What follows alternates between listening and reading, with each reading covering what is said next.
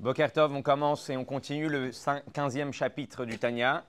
Et le cours, il est pour la Refoua Shelema de Ilana, Bat Miriam Be'ezrat Hashem Bekarov Mamash. Alors la semaine dernière, on s'est arrêté, vous vous rappelez, on s'est arrêté sur les liquides, on a fait un peu de chimie, un peu de biologie, par rapport à chaque liquide qu'un homme il peut avoir dans son corps, qui va emmener, qui va dévoiler des réactions, des sentiments, des traits de caractère.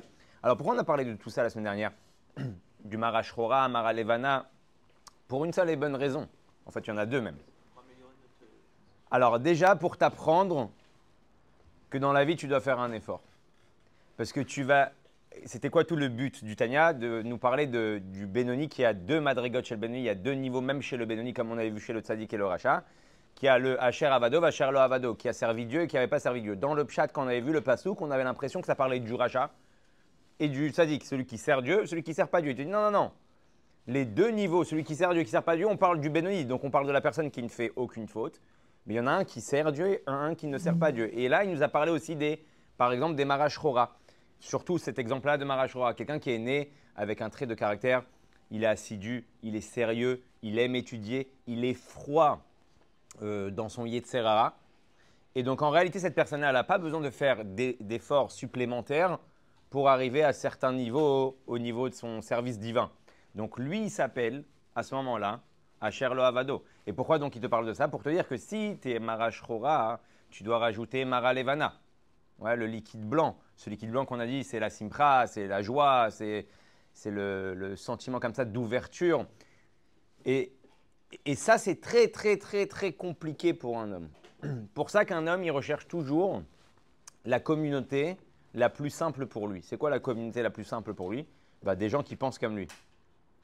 Et en réalité, quand un homme, toute sa vie, il recherche les choses qui lui ressemblent, ce n'est pas forcément le meilleur moyen pour avancer. Automatiquement, il va s'adapter à un environnement qui est comme lui, donc il n'a pas besoin de faire d'efforts supplémentaires.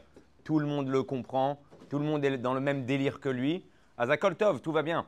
Mais là, le Admor Azaken te dit pourquoi tu es venu sur Terre? Pour faire un effort. Et donc, si Dieu il te fait rencontrer des gens qui ne sont pas comme toi, ce n'est pas pour les mettre de côté.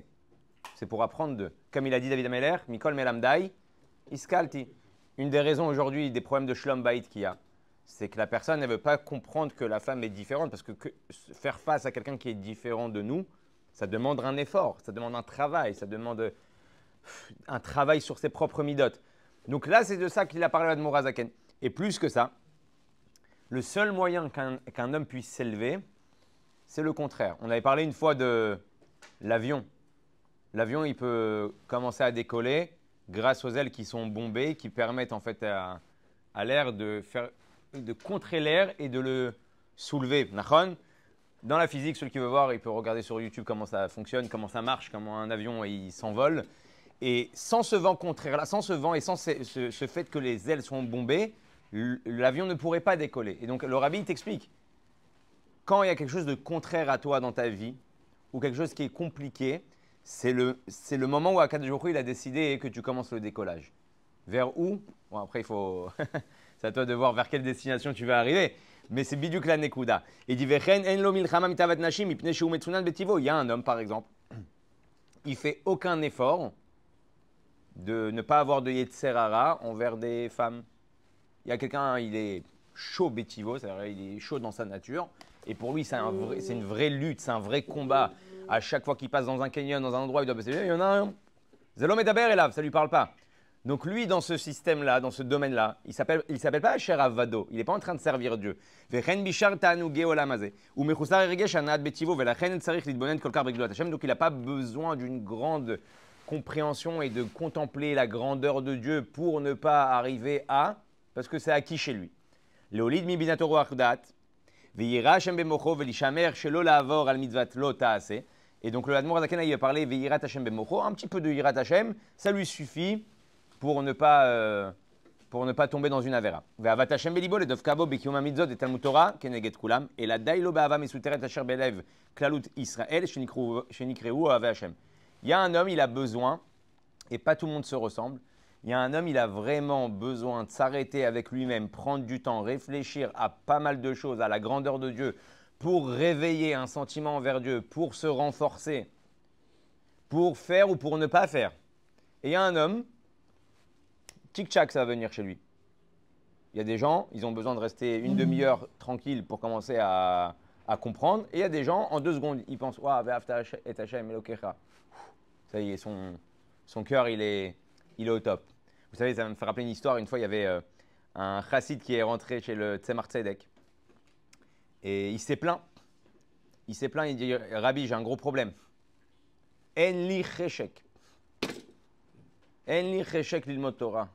En li cheshek la'avod et Hashem. J'ai pas d'envie. J'ai pas envie. Puis, voilà, je vais à la synagogue, j'ai pas envie. Je vais étudier la Torah, j'ai pas envie.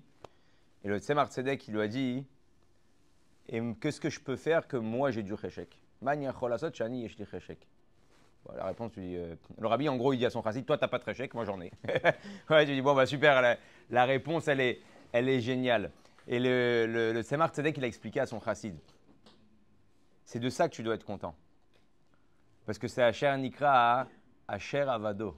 À ce moment-là, quand tu n'as pas de chèque et que tu y vas, c'est à ce moment-là que tu as appelé Asher Avado. C'est là que tu sers Dieu. En gros, il est en train de lui dire, le Tzemar Tzedek, moi, j'ai du chèque, donc quand je suis là et je fais ce que j'ai à faire, c'est pas le matzav de Asher Avado. Je dois faire encore plus de choses pour arriver à Asher Avado.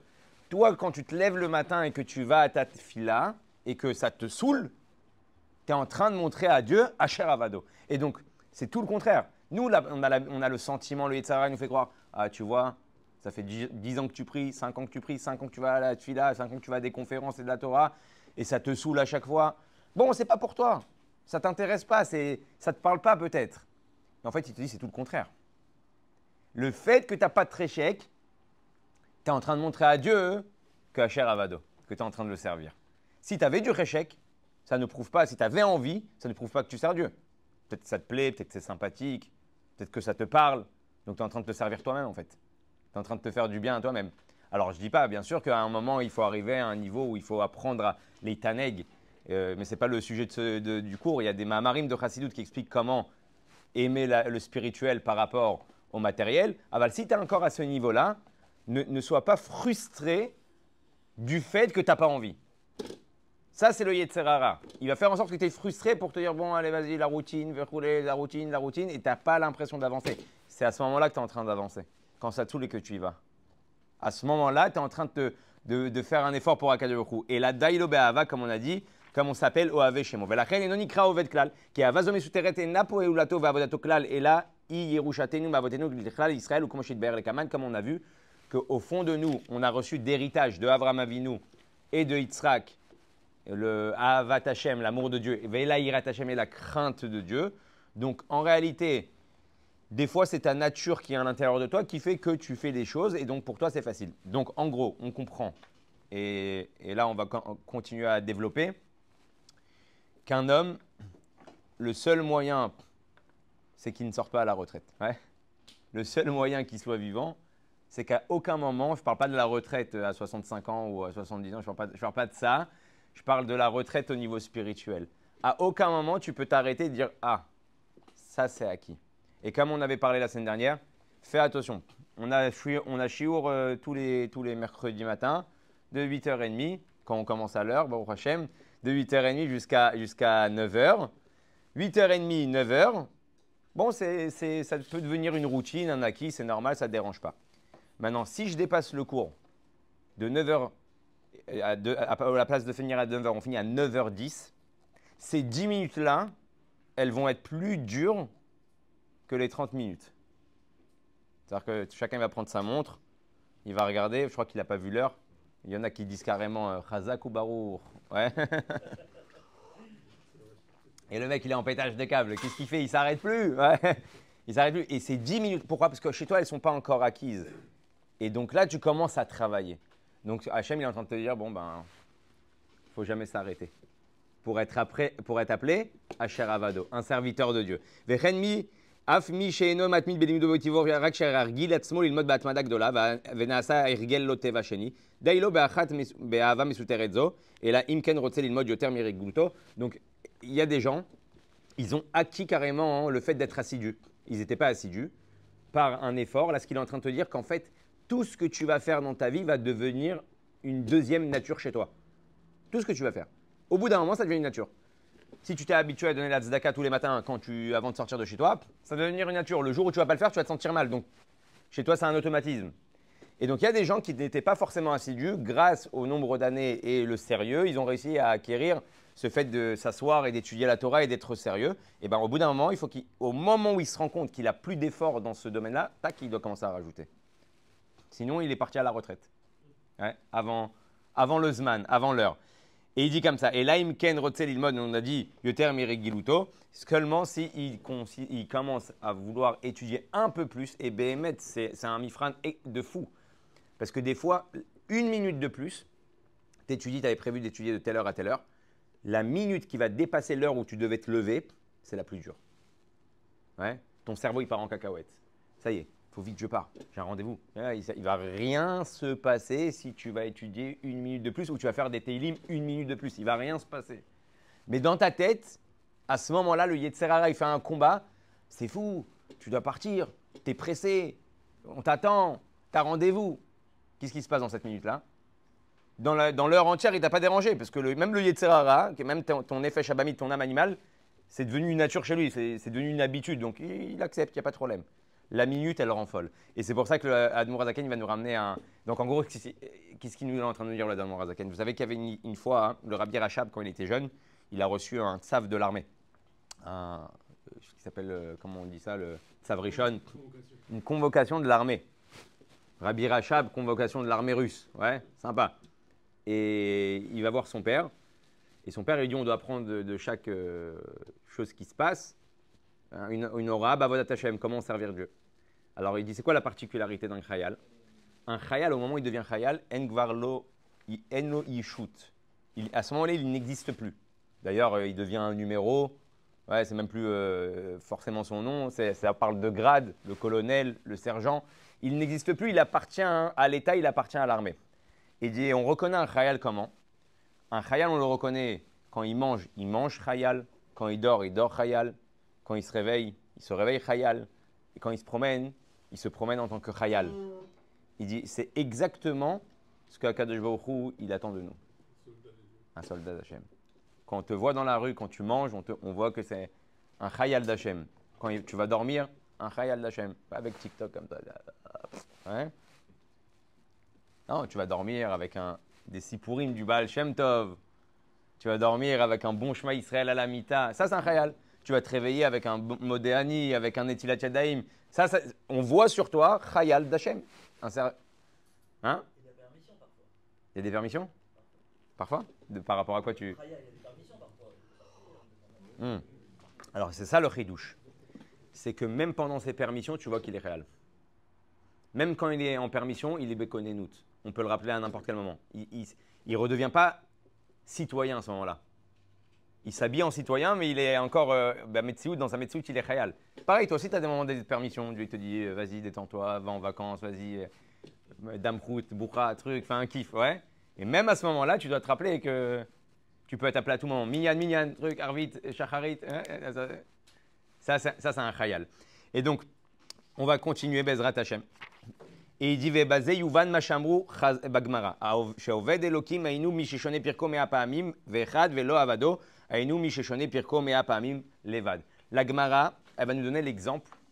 À l'époque, ils prenaient en tant que taxi des chamors, des ânes, et ils fermaient avec eux des distances, et par rapport à ça, ils payaient. Maintenant, si tu rajoutais en plein milieu une distance en plus, cette distance en plus coûtait plus cher si tu fais le prorata que toute la distance que tu avais fermée. Aujourd'hui, si on se traduit dans nos mots à nous, le taxi. Tu as pris un taxi, tu lui as dit viens, prends-moi de Ashdod à Tel Aviv, il t'a dit 250 shekels, ok, il n'y a pas de problème. Sur le chemin, tu as vu Rishon LeZion, tu dis ah, tu peux faire un crochet de 2 minutes, ouais. L'argent qui va te rajouter sur ce crochet-là, ça coûte plus cher que toute la distance que tu as fait si tu fais au nombre de kilomètres ou de zman. Pourquoi? Parce que l'effort en plus que tu as demandé qui n'était pas prévu, c'est celui-là qui coûte cher. Et il dit, c'est maintenant, tu comprends pourquoi la Gemara a dit celui qui étudie 100 fois, 101 fois, ne ressemble pas à celui qui étudie 100 fois. Comment? Parce qu'il a étudié la Mishnah une fois de plus. Alors tu me dis, oui, parce qu'à l'époque, étudier 100 fois une Sugia, c'était le standard. C'était normal. C'est pour ça qu'il écrit Shoné Pirko. C'est quoi Shoné Pirko? C'est qu'il s'est déjà habitué à étudier 100 fois. Ah, une fois de plus, ça fait toute la différence. En tout cas, pour ta neshama, pour ton âme animale, comme on a vu avec le combat, et pour Akadosh Baruch Hu. Et donc, il dit Veinu, Mishum, chez Beyemehem, chez Latanaim, Amomar. Vous savez qu'une fois, il y avait un chassid, il est rentré chez l'Admor Emtsaï, et il a dit au Admor Emtsaï, je veux que tu me fasses une bracha, Shani Yeshayach la Avoda. Je veux que tu me fasses une bracha que je puisse rentrer dans le monde de l'effort, du travail, envers Akadosh Baruch Hu. Et il a fait un monologue, il s'est répondu tout seul, le chassid, il a dit au Admor Emtsaï, et comment je sais que c'est bien? Comment je sais que ce que je demande c'est bien? C'est parce que j'en ai pas envie. Ouais. Donc encore une fois, une histoire, une preuve qui te montre qu'en fait, les choses que tu n'as pas envie, c'est là-bas que tu dois chercher. Veinu mishum shebeimem shalatanim v'amorim aya reglut lishnot kol perek mea pa'amim. Kedita atam bagmara mashal mishuk shel hamarim sheniskarim le'eser parse bezouza ve'le'achad asar parse bitre zouza mipnei she'u yoter merigluto. Donc voilà, il ramène l'histoire des chamors, comme on a dit, pour à l'époque quand ils prenaient un chamor, niskarim le'eser parse bezouza. Tu prenais pour 10 parsa, bon, ça fait à peu près 40 km, ouais, tu payais un zouz. Ou les achad asar parsa. Par contre, si tu lui demandais 11 parsa haute d'arrivée, il te rajoutait encore un zouz. Tu dis, attends, j'ai payé un zouz pour 10, et je rajoute encore un zouz pour un parsa en plus. C'était le mechiron, c'était le tarif. ולכן זאת הפעם המאה ואחת היתרה על הרגילות שהורגל מנעוריו שקולה כנגד כולם ועולה על גביהם ביתר שאת ויתר עוז להיות נקרא עובד אלוקים. Il y a des fois, comme on a dit, on a parlé du caractère, c'est ton caractère qui te permet que la chose ne te demande pas d'effort. Donc c'est là que tu dois la pousser. Et des fois, il y a ton éducation. L'éducation que tu as reçue a fait qu'il y a des choses qui vont être acquises chez toi. Comme la politesse, la gentillesse, le kavod. Il y en a un, il doit... C'est très important aussi pour regarder aussi son prochain. Parce que des fois, toi, tu as été éduqué. Donc, toi, tu ne fais pas d'effort. Donc, tu ne comprends pas celui qui n'arrive pas. Il est là tout le piège. Pourquoi je n'arrive pas à comprendre quelqu'un d'autre? Parce que moi, j'ai des conditions qui font que soit ma neshama, soit mon éducation, soit mon environnement m'a permis qu'aujourd'hui, cet acquis-là, il est à moi. Mais lui, il n'a pas eu tout ça. Donc, pour lui, c'est un vrai effort. Il y a quelqu'un qui va à la synagogue, pour lui, c'est un vrai effort et lui, il sert Dieu. Il y a quelqu'un pour qui aller à la synagogue, c'est aucun effort. Et bien, pour qui c'est dur, il est plus désiré et plus chéri. Alors, vous allez me dire, ah ouais, mais ok, si j'ai acquis une chose, alors après, qu'est-ce que je fais avec? Tu peux toujours rajouter. C'est comme dans la kavana. Si tu as l'habitude de prier l'aube et kavana, tu pries Béminyan, mais l'aube et kavana, essaie de prier Bekavana, tu vas voir comment c'est dur. Et pareil pour celui qui s'est habitué de prier Bekavana. Alors il doit chercher à prier un peu plus longtemps. Ouais. Et chaque effort comme ça, c'est ce que Hachem il attend de nous. Et donc il dit comme ça. Mipnek shekede leshanot tevat hareglut tzarich לעורר את האהבה להשם על ידי שמתבונן בגדולת השם בברכו ולשלוט על הטבע שבחל על השמאלי. המלא דם שבו מלובשת הנפש המאית שמהקליפה שממנה הוא הטבע. Alors plus que ça, même les bonnes choses, on peut parler donc des mauvaises choses qu'on s'est habitué à ne pas faire, et donc pour nous, c'est plus un nisayon, mais même les bonnes choses que tu t'es habitué à faire, ad kedekar, que même ton corps aujourd'hui te pousse à faire ces bonnes choses-là, même là-bas, on te demande de sortir de... En gros, il te demande de sortir de l'Égypte. L'Égypte, c'est quoi? C'est de te faire croire que ouais, tu es dans un pays. D'ailleurs, ils n'ont pas voulu sortir. Et après, on l'a vu, les bénis Israël se sont plaints. Ils ont dit, ouais, mais on était bien là-bas. On avait tout ce qu'on voulait finalement. Ouais, le confort. Mais Zoya Avodat Tamal à Benoni, et c'est exactement ça le travail du Benoni. Le vrai travail du Benoni, c'est d'arriver à un matzav qu'à chaque fois, même s'il ne se bat pas contre quelque chose de négatif, ou même s'il ne va pas tomber dans une avéra, à chaque fois qu'il a acquis un niveau, il cherche la prochaine étape. Et c'est comme ça qu'on doit avancer. Et c'est pareil, pas seulement dans le spirituel, c'est pareil aussi dans le matériel. Tu as un business, tu travailles, ça y est, tu as une certaine routine, tu as un acquis, essaye. Ouais. Essaye d'avancer, essaye de ramener des idées, essaye d'innover. Et cette innovation, elle demande un effort, elle demande un travail. Que de rester comme ça pendant des années, que tu rentres le soir, c'est mon métro boulot dodo, j'ai fini mes horaires, j'attends encore une fois la retraite. Tout le monde attend la retraite. Ouais, on vous rappelle que faire attention à la retraite. Hein. Quand Yaakov il a demandé la retraite, ça, ça a coûté cher. Ole horer et ahava mesuteret chez Belibo limshol aliada ala teva chez Bechalal asmali. Chez Zon, Ikra Gamken Avoda, Lilachem Mateva Vayetzer, Aliede Sheme Horer, Ava Misuteret Bilbo, Machen, Ken Keshen, Lo Milchama Klal, En Avazo, Mipne Atzma, Nikret Avodato Klal. Et donc là, le Admor Azaken, il finit le Pérec en disant que si tu n'es pas, si tu ne fais pas ces efforts-là, Zelo Nikret Avodato Klal. Ça ne s'appelle pas du tout le service que tu dois fournir. Donc on comprend quelque chose de fondamental. Maintenant qu'on a compris le rachat, on a compris le tzaddik, on a compris maintenant le Benoni. Dans le Benoni, on te demande que même si tu as atteint ce niveau-là, de jamais t'arrêter. D'accord? C'est un peu comme le sport. Et si tu t'arrêtes, eh ben, tu régresses, eh ben, tu ne peux plus reprendre 10 kilos par bras, tu es obligé de repartir à 2-3 kilos pour revenir léat à ce que tu étais auparavant. Donc ça n'existe pas une situation de stagner dans la Torah les Mitzvot. Alors attention, il y a écrit Tafasta Meroubé, le Tafasta Kloum. Il y a écrit si tu essaies d'attraper trop, à la fin tu attrapes rien. Kamouvan qu'on ne demande pas à une personne, vous savez, une fois il y avait comme ça un juif qui a écrit au rabbi, et le rabbi lui a dit de les kayem, l'ishmor à la shulchan aruch. Le type il était pas bien. Il envoie une lettre au rabbi, il dit mais je fais même pas Shabbat, je fais même pas Kashrut, je fais même pas les Chagim, je fais rien. Il a regardé le shulchan aruch et il a dit comment? Alors il dit Tafasta meroubé le Tafasta kloum. Lui il dit au rabbi si j'essaie de tout attraper, à la fin je vais rien attraper. Alors le rabbi lui a dit une des halachas qu'il y a dans le Shulchan Aruch, c'est Tafasta meroubé le Tafasta kloum. Ouais, donc quand je t'ai dit de faire tout le Shulchan Aruch, c'est Mofi là-bas, il y a écrit là-bas que Tafasta meroubé le Tafasta kloum. Quand tu attrapes trop, tu attrapes rien. Donc je t'ai pas demandé de faire tout d'un coup. Et le rabbi là-bas il lui a donné d'Afka le nyan de la kashrut et tous ces nyanim là. Comment je sais est-ce que c'est trop kavet pour moi ou pas? Sur ça, il y a écrit Taselecha, Rav, Vetistalek, Inasafek. Quelqu'un qui a un Rav, quelqu'un qui a une adracha, quelqu'un qui est suivi, il peut dire à son Rav, voilà Rav, aujourd'hui quand je fais ça, ça ne me fait plus rien, ça y est, c'est un acquis. Est-ce que tu penses que je rajoute un cours par semaine ou 2 cours par semaine? Est-ce que tu penses que je rajoute 25 minutes tous les matins quand j'ai l'habitude d'étudier ou je rajoute que 10 minutes? Et le Rav par rapport à toi, il te connaît, il sait ton niveau, il sait à quel moment tu vas commencer à faire un effort. C'est très important, pourquoi? Parce qu'il y a beaucoup de gens qui ont lâché en chemin parce qu'ils ont fait les shaïds, ouais, les shaïds des temps modernes, les shaïds dans le domaine de la tchouva, ils étaient béorot à un moment donné de leur vie, donc tout leur paraissait facile. Donc ils ont pris, et à ce moment-là, bam, tout s'est écroulé parce que la lumière, elle m'a la saute. Ouais, ça descend léat. Derrière Hagav Rabbi Nachman, il dit que tout le chidouche, tout le inyan, c'est que quand tu as une lumière qui se réveille en toi, de savoir la partager pour qu'elle dure un maximum de temps, jusqu'à la prochaine lumière. Ouais. Comme ça, après, tu peux te recharger comme une Tesla, tu te recharges, hop, et après, tu repars encore pour 400 ou 500 km. Mais si tu brûles tout d'un coup, si tu appuies sur le gaz, au bout d'un moment, tac, la lumière que tu avais pris qui était censée durer peut-être 3-4 mois, en 2 semaines, elle a fini. Et d'un coup, le type, il fait plus rien. Comment il fait plus rien? Il y a 2 semaines, tu m'as attrapé dans la rue, tu m'as dit, ouais, tu t'étais tout excité, et là, il n'y a plus rien. Ça, c'est Bidouk le Inyan. Pourquoi il faut avoir un Rav? Pour avoir une bonne adracha. Je regarde, on est arrivé pile poil à l'heure, on a fini aussi pile poil le shiur. Et juste pour finir avec la paracha de cette semaine, il y a un Inyan qui est extraordinaire. Bon, dans toutes les parachutes qu'on est en train de voir, il y a des Inyanim qui sont magnifiques.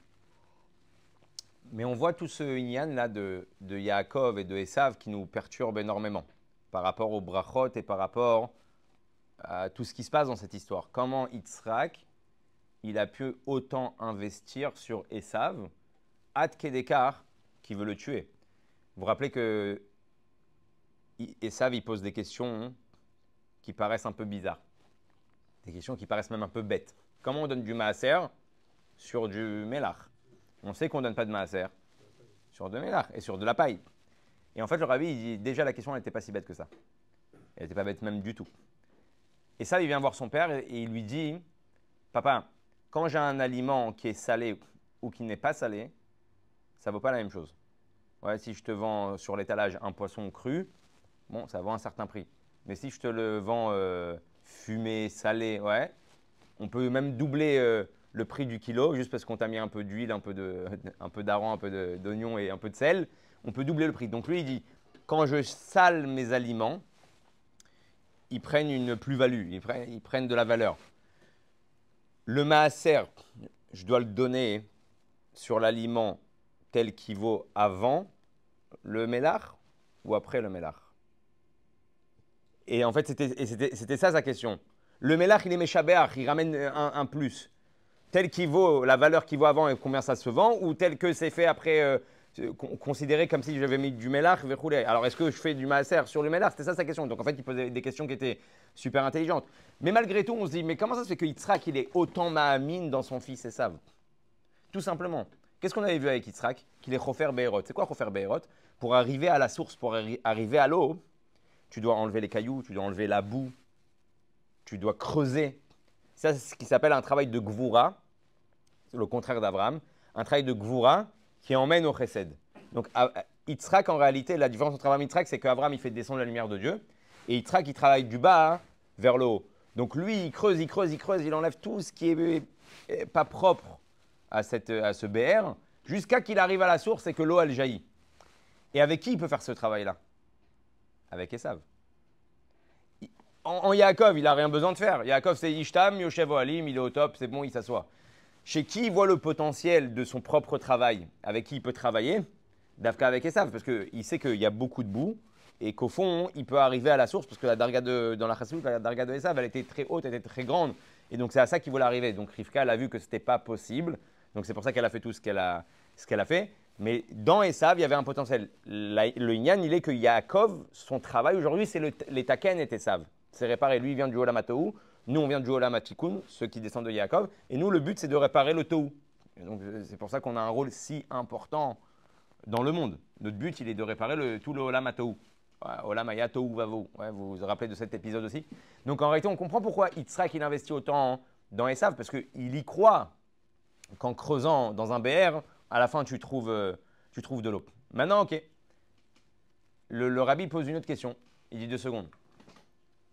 Un enfant qui se fout de toi, qui tue, qui viole, il a carrément, il y a même des midrashim qui ramènent qu'il a ramené quand il a voulu ramener, quand il lui a dit va me chercher à manger, il lui a bien précisé quoi lui chercher à manger, parce qu'il avait un safek, ce qu'il allait lui ramener. Et ça, il n'avait aucun problème de ramener du chien à son père. Ouais, tiens papa, je t'ai fait un bon repas, il n'avait aucun problème. Donc c'est pour ça qu'il sera qu'il a peur, il dirait va me ramener tel bétail de tel endroit, pour être sûr qu'il ne lui ramène pas quelque chose de taref. Comment ça se fait que tu investis autant sur lui? Et le rabbi dit quelque chose d'extraordinaire. Il dit Yitzhak, il a fait un calcul tout simple. Il a dit comme ça. Tant que mon fils il me pose des questions, disons qu'on va sur le pshat et que c'est des questions qui sont bêtes, tant qu'il me pose des questions, c'est la preuve qu'il m'aime. C'est la preuve qu'il ne veut pas se détacher de moi. Parce qu'un enfant qui n'en a plus rien à cirer de son père, qu'est-ce qu'il fait?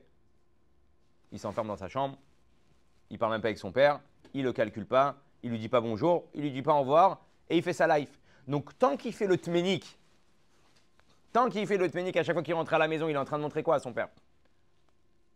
Ben, papa, je fais semblant pour toi. Donc, papa, je t'aime. Donc, papa, je te respecte. Sinon, je ne ferais même pas semblant. Et donc, ça, c'est ce qu'il comprend, Yitzhak. Il dit, tant que mon fils, il me pose des questions, je lui réponds. Tant que mon fils, il fait semblant, alors je lui fais croire. Je lui donne cet espoir que oui, moi aussi, j'y crois qu'il va y arriver. Et tu te dis, bon, ben finalement, ça n'a pas marché, l'histoire. Parce que Esav, il est resté Esav. Et Yaakov, il a dû partir et il a coursé pour le tuer. Donc, toute cette belle histoire que Yitzhak, il a investi dans son fils pour lui donner cet espoir-là, qu'il n'est pas déconnecté de lui, qu'il l'aime quand même, ça a donné quoi comme fruit? Tout simplement. Ça a donné la possibilité à Am Israël d'exister. Toute cette histoire où Yitzhak il joue le jeu avec son fils, ça a permis au Béné Israël d'exister. Pourquoi? Qu'est-ce qu'il a dit Esav quand Yaakov lui a pris les brachot? Il a crié, il a dit je vais le tuer. Mais quand? Quand papa il sera plus là.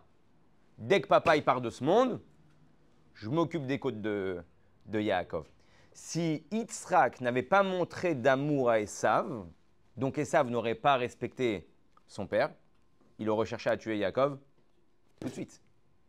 Donc on voit qu'en réalité, rétroactivement, tout l'investissement que Yitzhak il a fait envers son fils et toute cette attention et cet amour qu'il a donné, ça a permis que Bassov, Bessofoshel Davar, non seulement que les deux, Bassov, ils font la soultra, ils s'embrassent et chacun il peut continuer sa vie, mais en plus ça permet à Yaakov d'éviter de se faire peut-être zigouiller sur place. ce qui lui a donné la possibilité d'aller se marier, d'aller avoir des tribus, et de prospérer et de continuer. Donc, tout effort qu'on donne envers quelqu'un, tout effort dans lequel on donne du chesed, ça ne revient pas en vain. Nous, on a à faire ce qu'il faut faire et Hachem Bezrat Hachem, il fait le reste. Voilà pour aujourd'hui.